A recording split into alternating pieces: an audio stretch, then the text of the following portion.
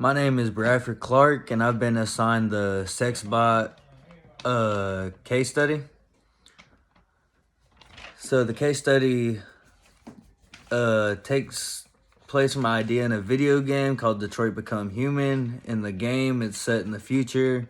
There's a club called Club Eden, and within the club, you can have sex with really realistic sex bots. They're male and female, but could also be children and animals. As far as real life goes, sex bots are high-tech sex dolls and are expected to be more popular in the next 10 years. So there's a lot with the moral dilemmas. There's a lot of pros and cons. Starting with the cons, the robots can mimic humans and animals and children.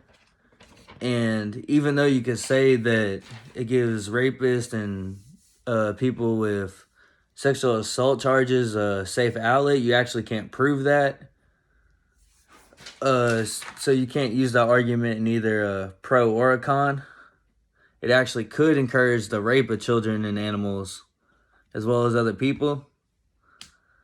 The sex bots could lead to objectifying women, as the sex bot is not actually a person, but is actually an object or a robot. So it could lead to real women getting treated like robots. Sex bots are always ready, which real women are not. It could lead to consent issues, which isn't always black or white, but sometimes gray, especially with a situation that's already morally gray.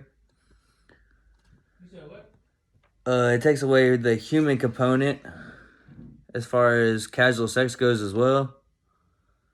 I think a Kantian would be against sex bots, especially since the first rule, you almost got to ask yourself, what if everyone was using a sex robot? Kantians also emphasize individual human rights, which sex bots take away from. There are also pros for sex bots. It's unproven, but it could provide those criminals that I mentioned earlier with a safe outlet. However, there's no proof of that. And it could actually encourage them. It would keep their... Sex bots have a lack of ability to transmit STDs. There are many types of STDs, and 125 people on the planet have an STD. It could also help to solve an overpopulation problem, which some countries are having. Utilitarianism would argue with the sex bot, as it would benefit most people in these types of situations. And so the type of people that I believe would be getting STDs, and they'd be getting them from real sex. So I actually don't think that the sex robots would have a huge impact, as the people that are using the sex robots are probably a lot of times people that aren't having actual sex with real people.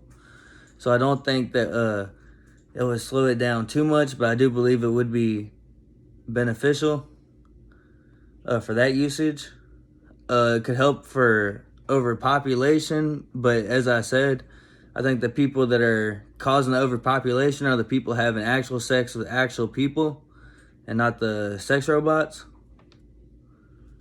Overall, the sex robots are negative and can lead to unhealthy actions during regular sex, and can actually raise rates of sexual assault and other sexual issues.